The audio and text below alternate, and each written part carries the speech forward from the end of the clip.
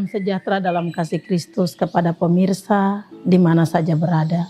Kita berjumpa kembali dalam siaran Renungan Tabura Injil Klasis Yapen Selatan. Kita akan kembali mendengar renungan firman Tuhan yang terdapat di dalam kitab 2 Tawarik pasal 15 ayat 8 hingga ayat yang ke-19. Tuhan menolong memberkati kita supaya semua pemirsa, kita semua yang ada saat ini dalam keadaan sehat walafiat diberkati oleh Tuhan. Sebelum kita mendengar firman Tuhan, mari kita meminta tuntunan kuasa Roh Kudus dalam merenungkan firman Tuhan. Kita berdoa. Segala puji syukur, hormat dan sembah kami kembalikan kepadamu Tuhan Allah Bapa di dalam kerajaan sorga yang telah memelihara hidup dan kehidupan kami, menjaga kami, menyertai kami, tapi juga yang senantiasa menolong dan memberkati kami dalam setiap perjalanan kehidupan kami. Di saat ini kembali bersama siaran renungan Tabura Injil Klasis Yapen Selatan, kami akan diisi oleh firman Tuhan. Tuhan memberkati pemirsa di mana saja mereka berada, dengan segala keberadaan hidup mereka, situasi dan kondisi kehidupan yang sedang mereka hadapi. Biarlah firman Tuhan di saat ini menolong setiap orang supaya terus merenungkan kebaikan Tuhan di dalam penderitaan dan kesengsaraan. Sebab pada saat ini kami juga ada dalam perenungan kesengsaraan, penderitaan, bahkan pengorbanan Yesus sebagai juru selamat bagi kami yang dilewati dalam 7 minggu sengsara. Tuhan Bapa di sorga, Allah yang Maha Kuasa, mari Engkau urapi dan berkati hamba yang akan menyampaikan firman, tapi juga memberkati pemirsa yang mengikuti, mendengar di mana saja mereka berada, sehingga semua yang mendengar, menerima firman Tuhan dapat memelihara firman di dalam hidup dan kehidupan, serta memberlakukannya dalam hari-hari hidup yang dijalani. Ampuni semua salah dan dosa kami ya Tuhan, berkatilah firman-Mu bagi kami. Di dalam nama Tuhan Yesus firman yang hidup kami berdoa. Amin. Pembacaan Alkitab di dalam 2 Tawarik pasal 15 ayat 8 hingga ayat yang ke-19. Demikian firman Tuhan. Pembaharuan oleh Asa. Ketika Asa mendengar perkataan nubuat yang diucapkan oleh Nabi Asaria bin Oded itu, ia menguatkan hatinya dan menyingkirkan dewa-dewa kejijikan dari seluruh tanah Yehuda dan Benyamin dan dari kota-kota yang direbutnya di pegunungan Efraim. Ia memperbaharui mezbah Tuhan yang ada di depan balai bait suci Tuhan.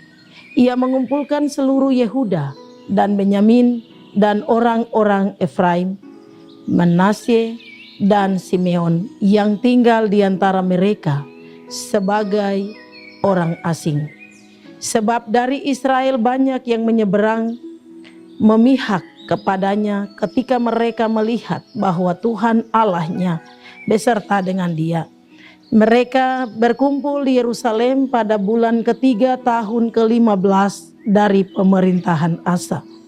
Pada hari itu mereka mempersembahkan kepada Tuhan 700 lembu sapi dan 7.000 kambing domba dari jarahan yang mereka bawa pulang. Mereka mengadakan perjanjian untuk mencari Tuhan, Allah nenek moyang mereka dengan segenap hati dan jiwa. Setiap orang, baik anak-anak ataupun orang dewasa, baik laki-laki atau perempuan yang tidak mencari Tuhan Allah Israel harus dihukum mati. Mereka bersumpah setia kepada Tuhan dengan suara yang nyaring, dengan sorak-sorai, dan dengan tiupan nafiri dan sangkakala. Seluruh Yehuda bersukaria atas sumpah itu, karena dengan segenap hati mereka bersumpah setia dan dengan kehendak yang bulat mereka mencari Tuhan. Tuhan berkenan ditemui oleh mereka dan mengaruniakan keamanan kepada mereka di segala penjuru. Bahkan Raja Asa memecat maka neneknya dari pangkat ibu suri, karena neneknya itu membuat patung Asyera yang keji. Asa merobohkan patung yang keji itu, menumbuknya sampai halus dan membakarnya di lembah Kidron. Sekalipun bukit-bukit pengorbanan tidak dijauhkan dari Israel, namun hati Asa tulus ikhlas sepanjang umurnya. Ia membawa persembahan-persembahan kudus ayahnya dan persembahan-persembahan kudusnya sendiri ke rumah Allah, yakni emas dan perak serta barang-barang lain. Tidak ada perang sampai pada tahun ke-35 pemerintahan Asa. Demikian jauh bagian pembacaan firman Tuhan bagi kita. Hari ini tema bagi kita dalam merenungkan penderitaan dan kesengsaraan Tuhan Yesus adalah pembaharuan hidup membutuhkan komitmen. Pembaharuan hidup membutuhkan komitmen. Pemirsa yang dikasihi dan diberkati Tuhan, dalam pemerintahan Raja Asa di Yehuda terjadilah kekacauan yang sangat berat, di mana pada ayat 6 dari pembacaan tadi mengatakan bahwa bangsa menghancurkan bangsa dan kota menghancurkan kota. Namun ketika Nabi Asaria bernubuat dan menegur Raja Asa dan seluruh penduduk Yehuda, ia katakan kepada mereka, "Bila mana kamu mencarinya, ia berkenan ditemui, tetapi bila mana kamu meninggalkannya, kamu akan ditinggalkannya." Itu dijelaskan pada ayat 2 bagian B. Mendengar itu, Raja Asa segera bertindak untuk melakukan pembaharuan di Yehuda. Ia menyingkirkan para dewa bangsa asing dari seluruh tanah Yehuda dan Benyamin, bahkan dari tanah orang-orang Efraim, Manasye, dan Simeon. Ketiga suku yang terakhir ini adalah suku-suku Israel di utara yang pindah ke Yerusalem, supaya mereka dapat beribadah kepada Allah dengan benar. Raja Asa yang juga mengadakan perjanjian untuk mencari wajah Tuhan dengan segenap hati dan jiwa, serta bersumpah setia kepada Tuhan, melihat kesungguhan hati umatnya. Tuhan Allah pun bertindak untuk memulihkan keadaan bangsa itu. Pemirsa yang dikasihi dan diberkati Tuhan, setiap orang harus berkomitmen di dalam hidupnya untuk menentukan keyakinannya, bahkan untuk menentukan keselamatan bagi dirinya. Dalam merenungkan seluruh pengorbanan Yesus, melalui penderitaan dan kesengsaraan yang dilewati Tuhan Yesus untuk menyelamatkan seisi dunia ini, untuk menyelamatkan umatnya, maka kita perlu kembali melihat ke dalam seluruh kehidupan kita masing-masing. Setiap orang yang hendak mengikut Yesus harus bersedia menyangkal diri dan memikul salibnya serta mengikut Yesus. Matius pasal 16 ayat 24. Penyangkalan diri ditandai dengan sebuah komitmen untuk mengalami sebuah pertobatan di dalam hidup. Bukan sekedar diucapkan, tetapi harus benar-benar dibuktikan bahwa komitmen yang diambil sebagai suatu keputusan untuk bertobat harus benar-benar terjadi di dalam hidup orang tersebut. Oleh karena itu, pemirsa yang terkasih di dalam Tuhan Yesus Kristus, untuk melakukan sebuah keputusan, mengambil sebuah keputusan dan melakukannya dalam hidup, kita perlu penyangkalan diri. Bagaimana caranya kita melakukan? Kembali kepada diri kita sendiri. Tidak dipaksakan, tidak harus diusahakan oleh orang lain, tidak harus diperjuangkan oleh siapapun. Kita sendiri memperjuangkan itu sebagai bagian yang kita kerjakan untuk mendapatkan keselamatan. Pembaharuan hidup membutuhkan komitmen. Kita mau berubah, kita mau pulih dari keadaan kita mau tinggalkan dosa, kita mau tinggalkan segala yang menjadi tawaran dunia ini bagi kita, maka kita harus membuat sebuah komitmen untuk pembaharuan hidup kita. Tidak ada orang lain yang akan menyelamatkan kita.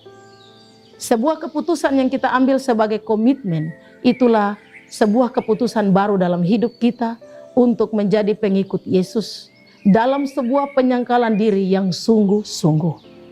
Untuk hidup lebih baik, untuk hidup mengenal Tuhan lebih dekat, bahkan untuk hidup dalam suatu pertobatan yang sungguh-sungguh, kita akan menghadapi sebuah tantangan di tengah kehidupan ini.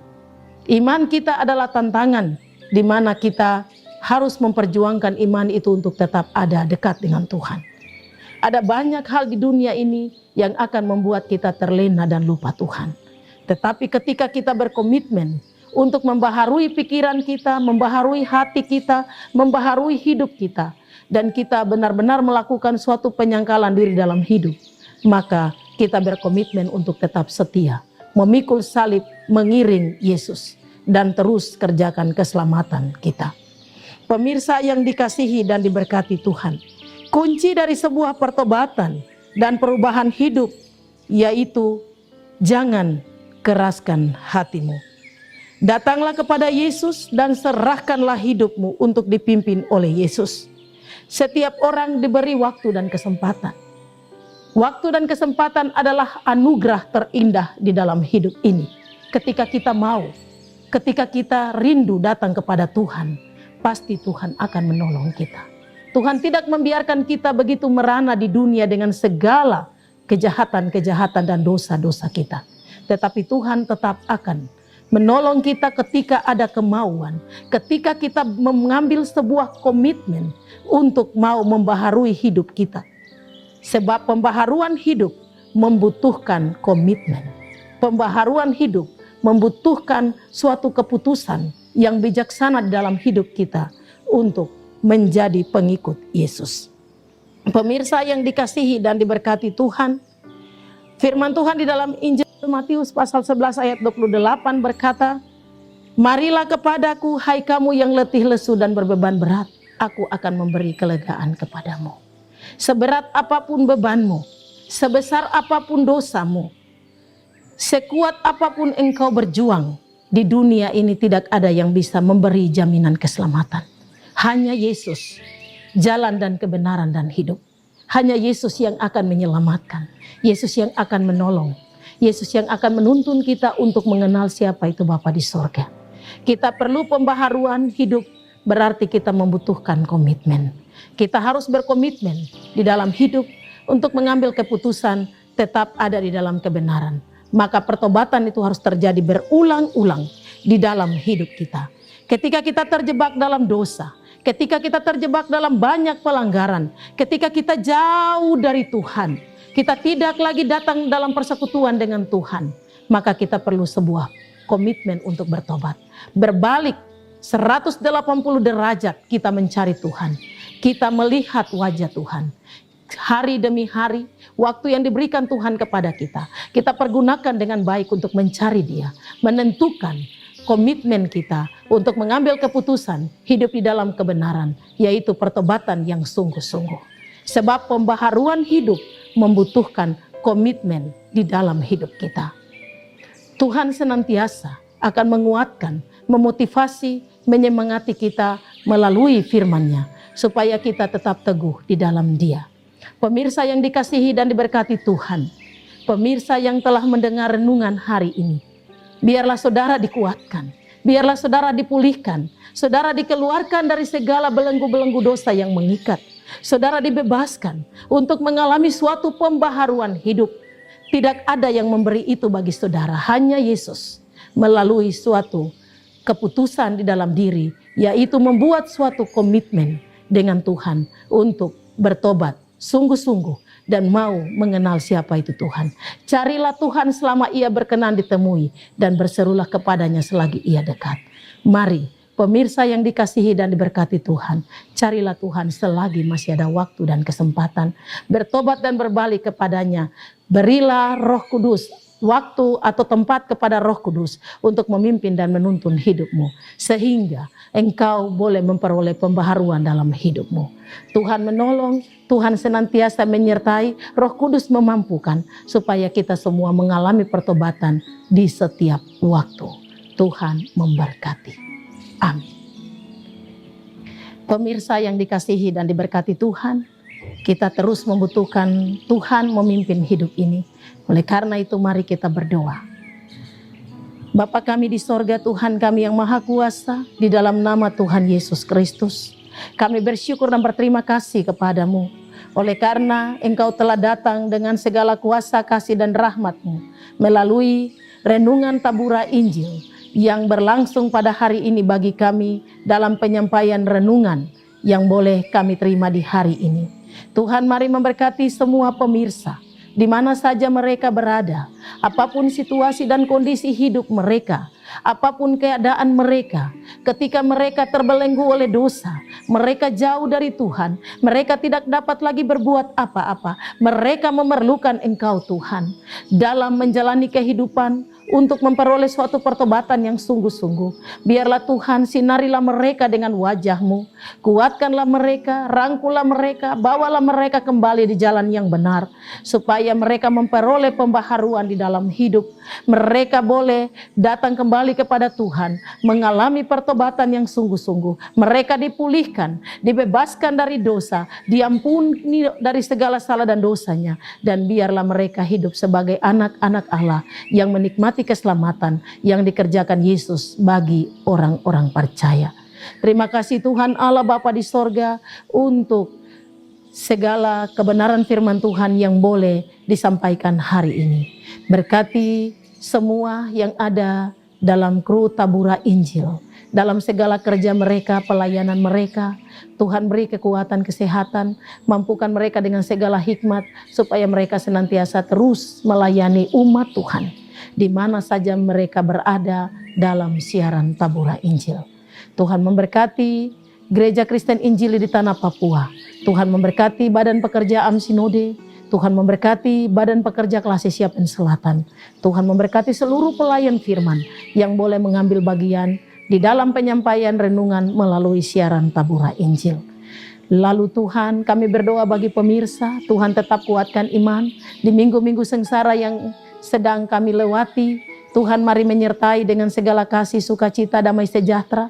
Tapi juga Tuhan memberkati dalam setiap perjalanan kehidupan.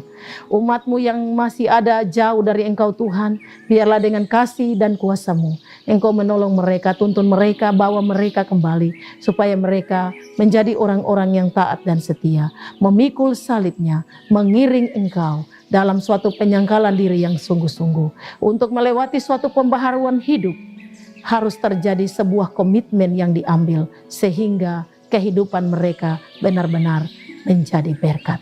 Terima kasih Bapa di sorga, ampuni semua salah dan dosa kami, di dalam nama Tuhan Yesus Kristus, Juru Selamat kami.